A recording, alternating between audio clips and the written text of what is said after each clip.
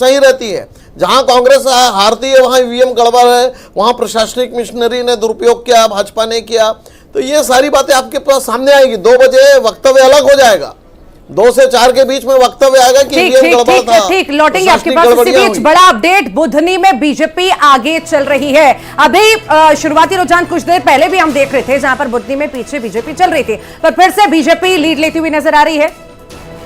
और भारतीय जनता पार्टी की लीड का यहाँ पर जो आंकड़ा है वो थोड़ा सा और बढ़ गया है। राजीव जी और अमित जी से हम लगातार चर्चा कर ही रहे हैं इस विषय पर भी कि क्या नैरेटिव सेट जो हुआ उस नैरेटिव के आसपास चलना नुकसानदायक हुआ या फिर नया नैरेटिव गढ़े जाने की आवश्यकता थी। ये भी चर्चा का दौर जारी रहेगा और लगातार अपडेट्स भी अपने दर्शकों तक हम पहुंचाते रहेंगे। और इस पर अपडेट्स जो है, ताज़ा अपडेट हर एक विधानसभा सीट पर जाकर हम अपने दर्शकों को दिखाएंगे और अपने सहयोगियों से भी अपडेट्स हम ले ही रहे हैं। और राजीव जी और अमित जी से भी चर्चा चल रही है। इस बीच महाराष्ट्र के, झारखंड के जो चुनाव है उसके परिणाम और रुझान तक तो जानकारी अब तक पहुंचा रहे हैं। बुधनी से जो बड़ी जानकारी वो ये कि भारतीय जनता पार्टी के प्रत्याशी को यहां पर दूसरे राउंड में अब बढ़त मिलती नजर आ रही है। पहले राउंड की जो काउंटिंग है वो पूरी हो चुकी है लगभग, और अब बीजेपी के रमाकांत भार्गव यहां पर लीड ले रहे हैं और दूसरे राउंड में बीजेपी को यहां पर बढ़त मिलती नजर आ रही है। चर्चा में वापस चलेंगे। अमित जी, आपसे सवाल जो था उस सवाल में भी मेरा सवाल दरअसल वही था कि जो नारे गढ़े जा रहे हैं वो इसी नारे के मीटर में है, उसी नारे के शब्दों को लेकर के उसी तरह का एक उसके काउंटर में नारा गढ़ा जा रहा है। मैं नए नारे की बात कर रहा था और आपने फिर वही कर दिया जो अभी सवाल था मेरा कि बटेंगे तो कटेंगे का जवाब उसी तरह से कि बांटेंगे तो जीतेंगे, वो उसी मीटर में आ रहा है। नैरेटिव उसी नारे के इर्द गिर्द क्यों घूम रहा है? मेरा सवाल यही था अमित जी।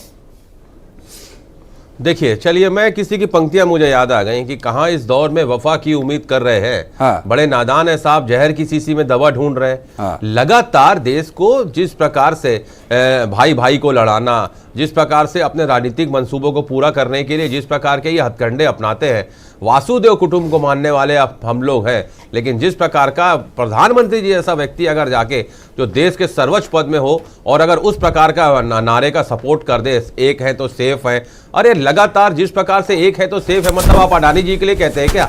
ये समझ में नहीं आता, ये भी क्लियर करना चाहिए। लेकिन मुझे लगता है लोकतंत्र में मुद्दों पे चुनाव होना चाहिए जिससे बीजेपी भगती है। अगर मुद्दों को भटकाने का काम करती है, लेकिन अब जनता समझ रही है साहब। और रही बात, मेरे काबिल मित्र अभी कह रहे थे कि हम ईवीएम पे, अभी ये थोड़ी देर बाद ईवीएम पे कहेंगे, मैं तो अभी परिणाम आना चालू हुआ है, मैं पुनः कह रहा हूं कि ईवीएम पे हमको विश्वास नहीं है।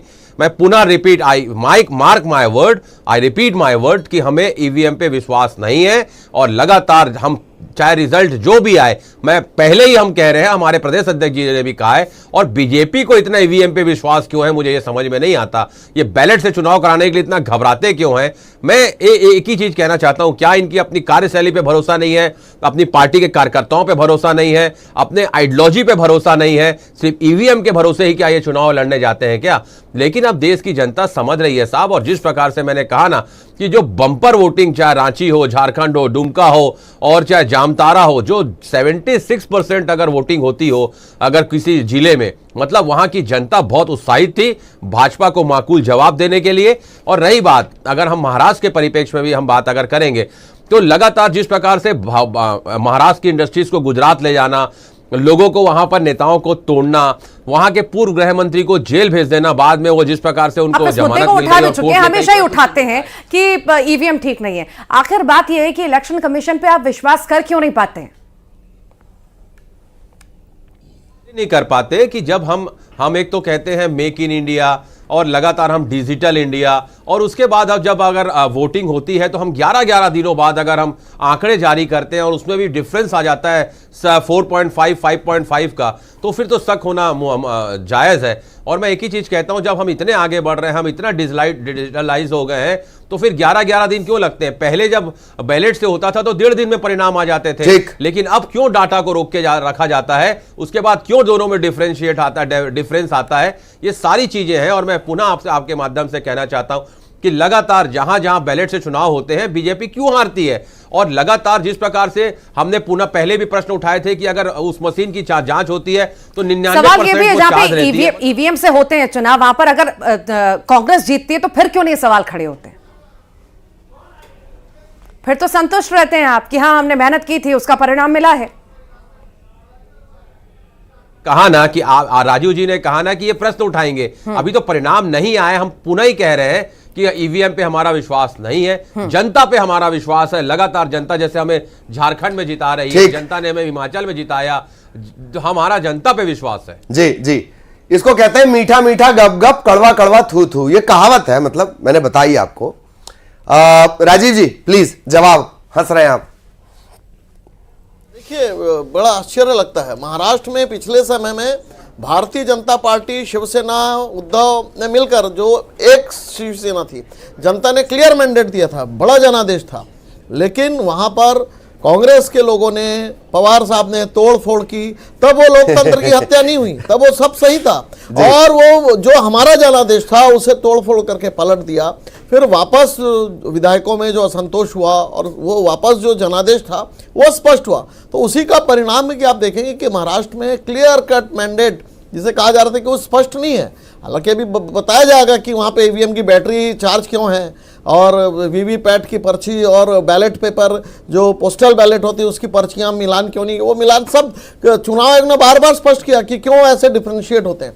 लेकिन कांग्रेस के लोग उस समय कान में रुई डाल देते हैं, उनको सुनाई नहीं पड़ता है।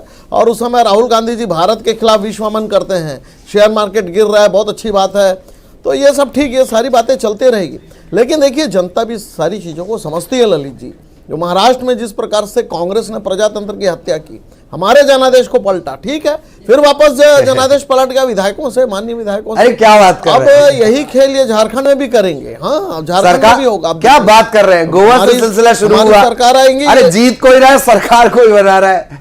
राजीव जी आप कह रहे हैं आपने जनादेश पलट दिया, गोवा में आप जीते थे, अच्छा ललित जी, मणिपुर में आप जीते थे। अच्छा ललित जी, मैं बहुत पहले ले जाना चाहता हूं, देखिए, इसलिए कि हमारी धरोहर, हमारी विरासत को समझना पड़ेगा।